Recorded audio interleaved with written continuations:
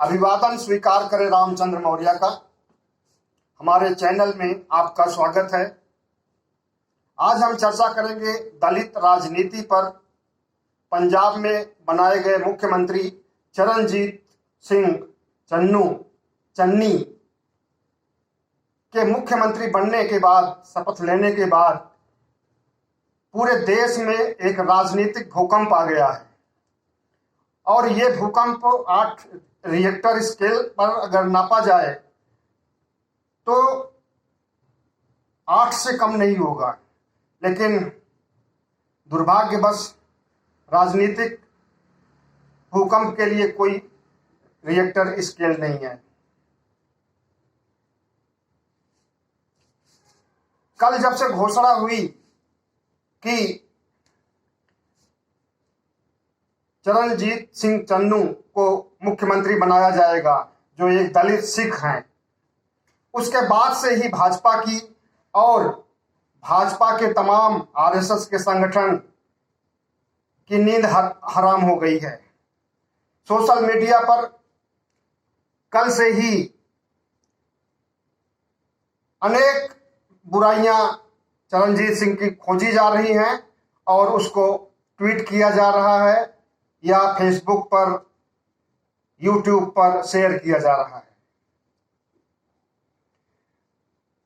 अगर किसी के अंदर कोई बुराई है तो बुराई पकड़ना अच्छी बात है, लेकिन बुराई अगर आप उसके सुधार की नीयत से पकड़ते हैं तो अच्छी बात है, लेकिन निंदा करने के लिए, आलोचना करने के लिए तो गलत है। वो भी एक अनुसूचित जाति के मुख्यमंत्री के लिए के ऊपर अगर झूठे झूठे आरोप लगाए जाएं तो ये कहां तक जायज है।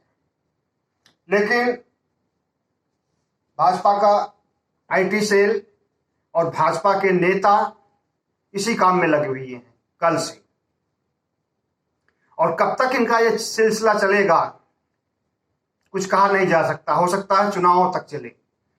लोगों को गुमराह करने का, झूठी खबरें बना करके, झूठे आरोप लगा करके गुमराह करने का इनका सिलसिला शुरू से रहा है, आज भी है। अब देखिए इसमें ये कितना कामयाब होते हैं, लेकिन हमें नहीं लगता कि इनके बातों पर कोई विश्वास करेगा। आज का घटनाक्रम कुछ बदला है। कल जैसा माहौल भाजपा कांग्रेस खेमे में नहीं है। दरअसल ऐसी कुछ बयानबाजी हो गई है जिससे कांग्रेस की किरकिरी हो रही है। कांग्रेस के नेता रणदीप सुरजेवाला ने कहा, सफाई देते हुए कहा कि सिद्धू और मुख्यमंत्री चन्नी दोनों ही चुनाव के चेहरे होंगे और उनको ये सफाई क्यों देनी पड़ी। कांग्रेस के प्रभारी जो पंजाब के हैं रावत ने ऐसा बयान दे दिया कि भले ही मुख्यमंत्री चन्नी होंगे, लेकिन इलेक्शन के समय इलेक्शन की बागडोर सिद्धू के हाथ में होगी। तो ऐसी बयानबाजी के बाद भारतीय जनता पार्टी और दूसरे दलों में चुटकी लेने के लिए या तिल का ताड़ बनाने के लिए उनको एक मौका मिल गया है और उस मौके का वो बखूबी उपयोग कर रहे हैं। दलित राजनीति में मायावती को तो खुश होना चाहिए कि कोई मुख्यमंत्री दलित बनाया गया है, और ऐसी जगह बनाया गया है पंजाब में जहां पर कभी भी कोई दलित मुख्यमंत्री नहीं रहा है और स्वर्गीय कांशीराम का गृह प्रदेश रहा है। कांशीराम पंजाब से आए थे, पंजाब में पैदा हुए थे और उन्होंने पंजाब से ही दलित राजनीति की शुरुआत की थी। लेकिन पंजाब में उन्हें कामयाबी नहीं मिली। कामयाबी मिली उन्हें उत्तर प्रदेश में, और वहां पर मायावती को प्रशिक्षित किया, राजनीतिक मायावती के राजनीतिक गुरु बनकर के उन्हें प्रशिक्षित किया और एक बार नहीं 4-4 बार मुख्यमंत्री बनवाए। हालांकि मुख्यमंत्री बनते समय तक कांशीराम नहीं रहे, लेकिन कांशीराम के विचारों को, उद्देश्यों को, कांशीराम ही नहीं बल्कि अंबेडकर के उद्देश्यों को लेकर के मायावती चली और कामयाबी की ऊंचाइयों तक पहुंची। अपनी सरकार बनाई, खुद की सरकार बनाई। 2007 से 2012 तक उनका शासन रहा। लेकिन आज मायावती में ऐसा क्या परिवर्तन हो गया है कि अगर कोई दलित मुख्यमंत्री बनता है तो क्या उनको अपना सिंहासन हिलते हुए दिखाई दे रहा है, या फिर उन्होंने दलित समाज के लिए पूरे देश में कॉपीराइट करवा रखा है?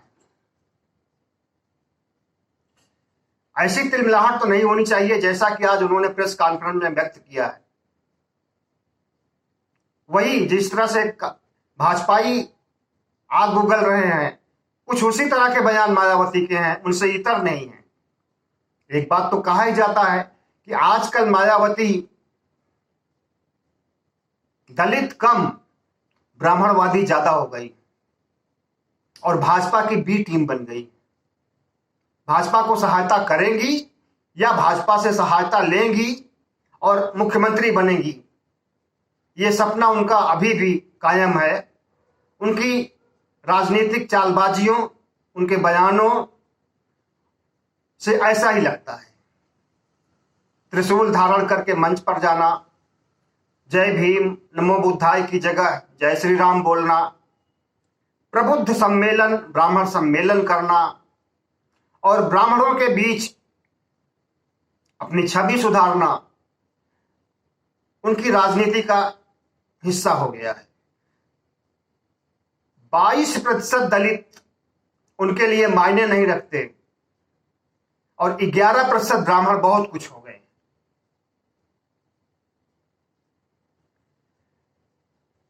अगर हम इस हिसाब से देखें कि मायावती का अतीत क्या है और आज क्या है, आगे क्या होगा, तो आगे के बारे में तो कुछ नहीं कहा जा सकता।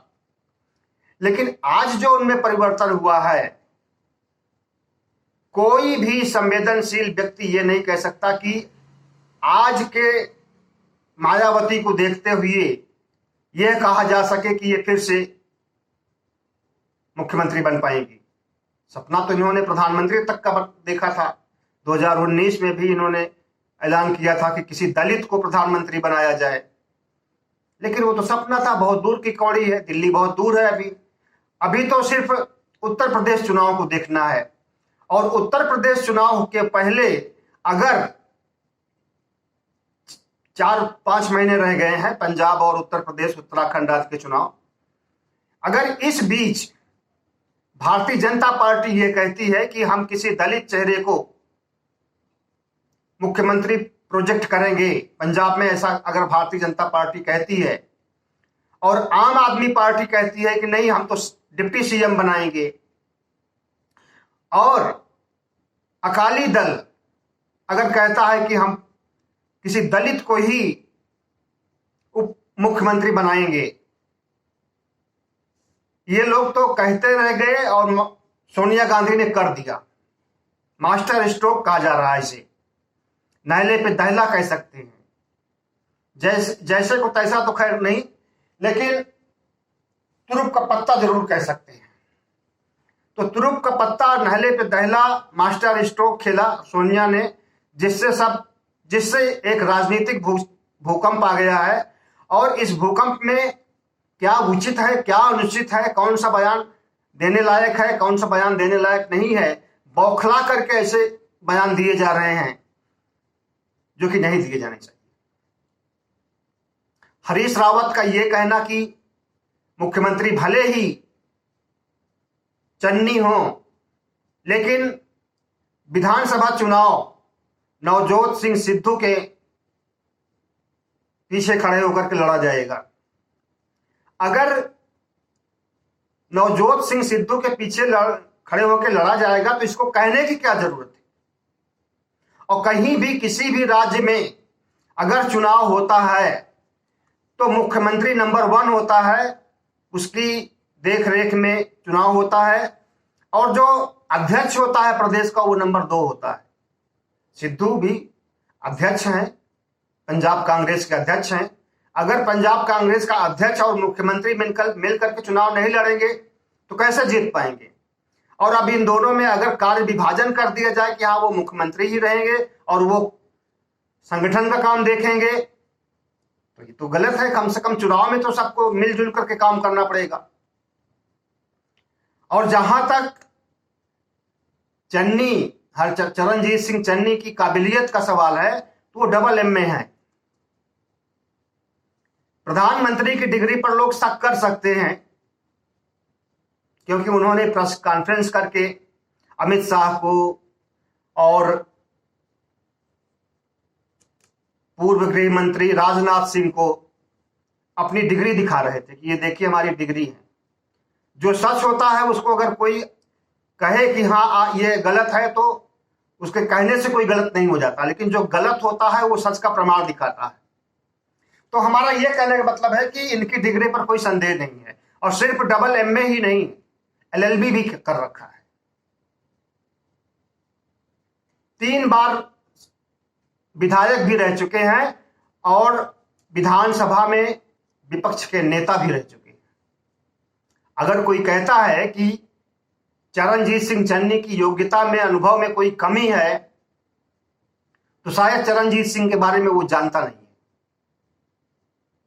अगर नहीं जानता है तो जानने की कोशिश करे, उसके बाद फिर उनके ऊपर लांछन लगाए। अब उनके ऊपर एक आरोप ये माना गया, जिस दिन घोषणा हुई उसी दिन IT सेल उनका सक्रिय हो गया कि इन्होंने फला साल में जो है एक महिला को SMS किया था और उसके बाद जो है उसने शिकायत किया था और उस केस में ये फंसे हुए हैं। उसमें क्या था इसको किसी को नहीं बताया कि क्या क्या लिखा था मैसेज में और कब मैसेज किया था और किसने किस परिस्थिति में किया था। दरअसल इन्होंने एक SMS किया था कि तुम आकर के मिलो हमसे। अब इस SMS को कोई अश्लील कह सकता है? हाँ, लेडीज को लिखा गया है और रात में किया गया है। शायद उन्होंने ये ध्यान नहीं दिया होगा कि रात में करना गलत माना जा सकता है।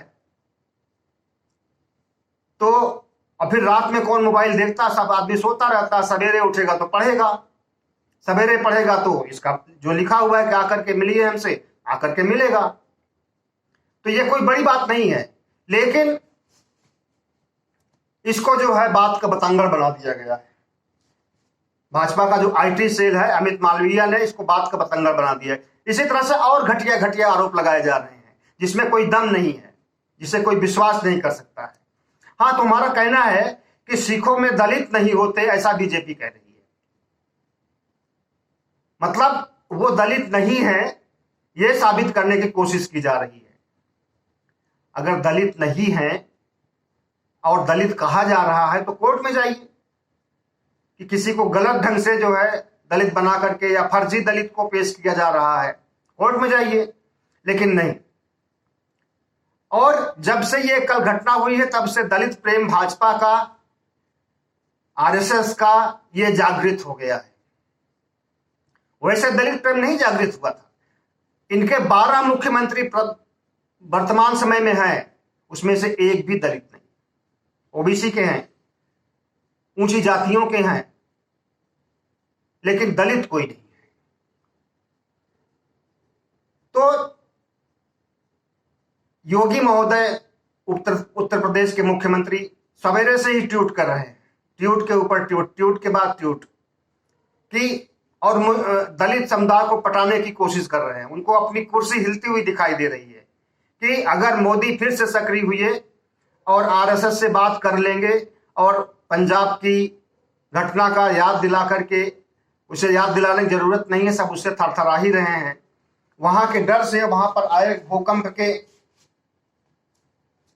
झटके से जो एक माहौल तैयार हुआ है, अगर ये कहें कि हाँ इनको हटा करके OBC को लाना जरूरी हो गया है, नहीं तो हम चुनाव नहीं जीत पाएंगे, तो सिंहासन हिल रहा है योगी का। इसलिए वो परेशान हैं अंदर अंदर और दलित को अपना सर्वहितैषी बता रहे हैं, जबकि दलितों के साथ कितना अत्याचार शुरू से हुआ है। इनकी ब्राह्मणवादी सोच ब्राह्मणों ने तो लंबे समय से किया, जब से वो आए बाहर से तब से जो है अन्याय अत्याचार किया। लेकिन ये सरकार जब से आई है, भाजपा जब से आई है, उसने दलितों के लिए क्या किया? कितने दलितों को पार्टी में ऊंचे शीर्ष पर रखा? हाँ, एक रखा था, बंगारू लक्ष्मण को। बंगारू लक्ष्मण दलित थे और उनको 1 साल के लिए अध्यक्ष बनाया था, ताकि ये कहा जा सके कि हमारी पार्टी में तो ऊंच नीच और अमीर गरीब देखा ही नहीं जाता, जिसको योग्य समझा जाता है उसको बनाया जाता है। तो 1 साल के लिए बनाया गया था और उसमें भी षड्यंत्र रच करके उनको घूस लेते हुए दिखाया गया और पार्टी से हटा दिया गया। इनका दलित प्रेम और भी जागता है। प्रधानमंत्री हैं, वो पैर धोते हैं दलितों के, सफाई कर्मियों के, सेवा करने वाले, एक तरह से शूद्रों के, लेकिन उसकी असलियत आप नहीं जानते हो। जब इन्होंने पैर धोया था सफाई कर्मियों के, तो उसमें दलित एक भी नहीं था। सारे ब्राह्मण थे या ठाकुर थे या ऊंची जाति के थे। ऊंची जाति के लोग भी सेवा में लगे हुए हैं, झाड़ू लगाने, मेहतर का काम, भंगी का काम वो भी कर रहे हैं, चपरासी का काम वो भी कर रहे हैं।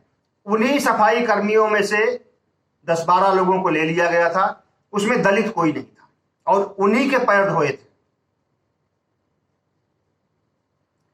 तो भाजपा एक ब्राह्मणवादी पार्टी है, मनुवादी पार्टी है, और मनुवादी सोच क्या है दलितों के प्रति उसको बताने की जरूरत नहीं है, सब जानते हैं, बच्चा बच्चा जानता है कि मनुवादी सोच क्या होती है और उसने कैसे गुलाम बनाया, कैसे जो है शूद्र बनाया, कैसे नीच बनाया, कैसे अछूत बनाया, कितना अत्याचार किया, इसको बताने की जरूरत नहीं है। अगर कांग्रेस ने नहले पे दहला मारा है तो इसमें कोई बड़ी बात नहीं है। कांग्रेस कोई हितैषी नहीं है दलितों की। अगर हितैषी होती तो पिछले 70 सालों से आज तक कोई न कोई मुख्यमंत्री तो बनाती, लेकिन नहीं बनाई थी। आज जब समय बदल गया, परिवेश बदल गया है और ऊंचाइयों से गहराइयों तक जा चुकी है कांग्रेस, तो फिर से अपने को खड़े करने के लिए वो दलितों का सहारा ले रही है और इसी क्रम में चन्नी को मुख्यमंत्री बनाया गया। हम कहते हैं कि दलितों की संख्या देश में 22% है और इनकी भागीदारी न तो न्यायालय में है, न पुलिस प्रशासन में है, न राजनीति में है, कहीं भी नहीं है तो सिर्फ वही सफाई काम करने और छोटे काम करने या मजदूरी करने के, चमड़े का काम करने के, जो उनका पहले से पुश्तैनी पेशा रहा है, उसी में सब मस्त है।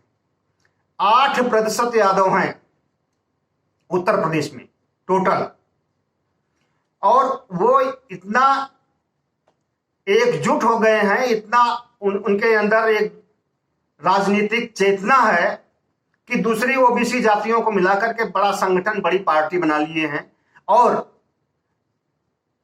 वर्तमान सरकार को चुनौती दे रहे हैं। पहले 12 से 17 तक राज भी कर चुके हैं, उसके पहले भी पुरानी पार्टी हो चुकी है समाजवादी पार्टी, आज की पार्टी नहीं है, उसके पहले भी राज किया है इन्होंने।